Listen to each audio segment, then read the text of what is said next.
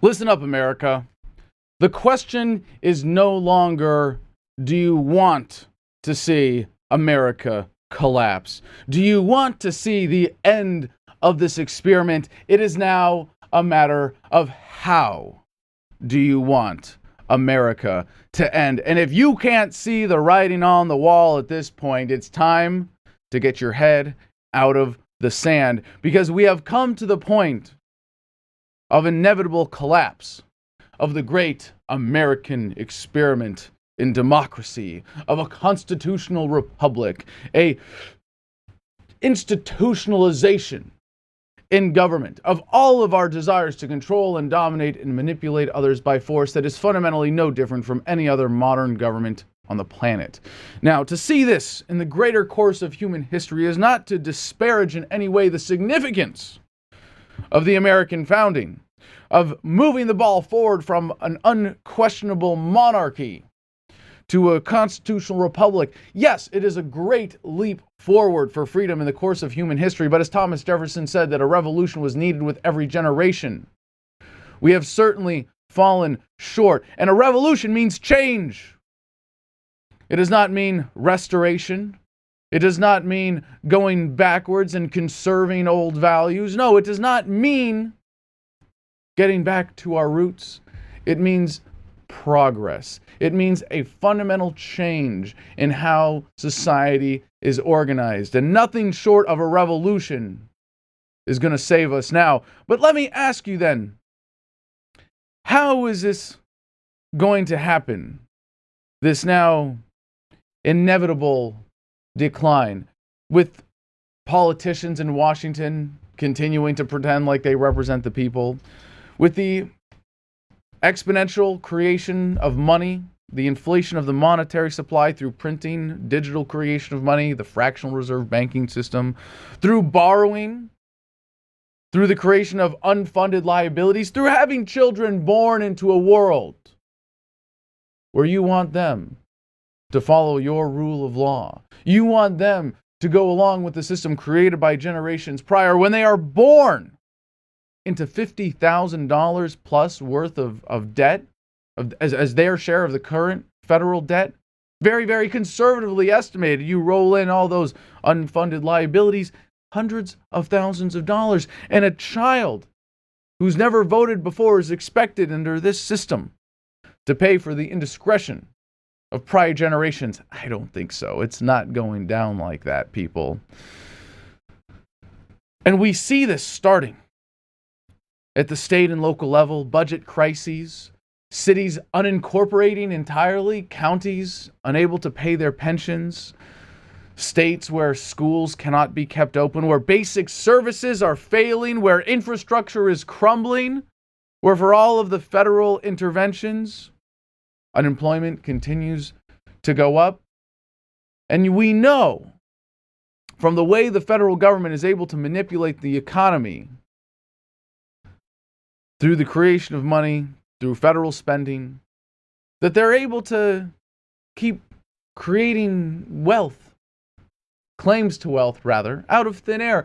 State governments, local governments don't have that. But if that was taken away from the federal government, if there was a monetary collapse, say, not inevitable, but certainly highly likely at this point, what we see just barely starting to happen at the state level, at the local level, is going to be happening at the federal level eventually.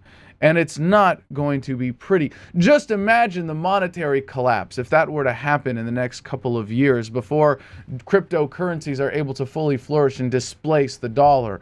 Before we get to that point, do you know what kind of chaos will result? And I don't think it's anything that we can't recover from. But certainly it would be nice if we could accomplish this without a complete monetary collapse, people being left out in the dark, without a functional currency to speak of.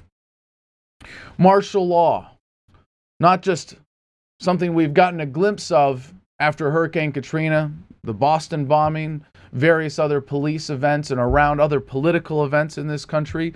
Yeah. Would you rather see that? Would you see the control, law and order established and maintained by the goons of the federal government rather than your local peace officers? Is that what you would want to see? The government in its death throes is the most dangerous thing, the most dangerous force on this planet right now. The greatest risk to human life is a government losing its grasp on power, starting wars because it knows that war is the health of the state. As we have already seen, even Obama incapable of giving up the temptations of being commander-in-chief during the global war on terror, continuing the sponsorship of the military-industrial complex, continuing the escalation in the raw number of troops overseas, continuing to kill children with drone strikes.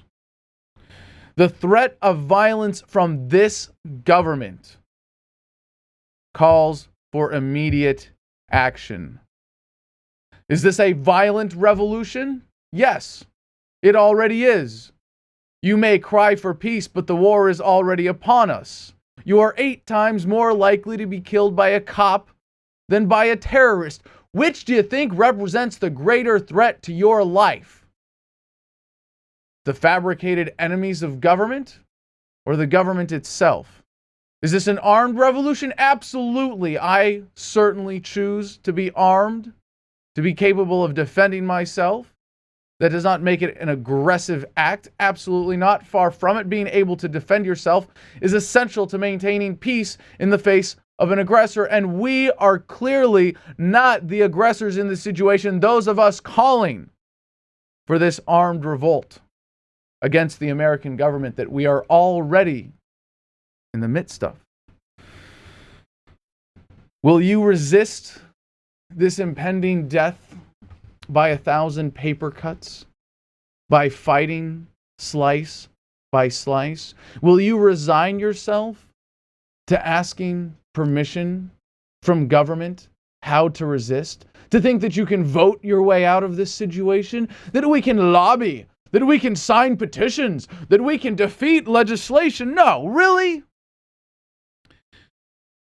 When you gain an inch, they will praise you and tell you to your face, that's incredible, good for you. You see, the government works, the democratic process is a healthy one, and you are able to lobby and get a bill defeated, and yes, you're standing up for freedom. Wink, wink. While behind your back, they take another mile, and the government continues to grow. No, no, no. Fighting inch by inch is not how this will be accomplished. When Thomas Jefferson called for a revolution with every generation, the implication of that is that you, as an individual, you, within your lifetime, will be called upon to face a radically different future. How will you face it? With courage? With open eyes? With an eye to the future? Or will you cower in denial? Will you proclaim that it is the government that is looking out for us, that it is keeping us safe, that it has your best interests at heart? Will you keep your head in the sand? But if there is anything noble left to what it means to be American, the most American thing we can possibly do at this point is fervently, passionately, with an insistence on the truth, call for a peaceful, orderly dissolution of the United States federal government. So how do you want to see America end? In denial? In avoidance? Or will you face the truth? So I ask you, America, do you want to do this the easy way or the hard way? Dude, this is really creepy. You're not doing much for your credibility, just not answering the question. I was assaulted by an undercover FBI agent and officers of the Metropolitan Police Department. And we've had a lot of police checkpoints here recently.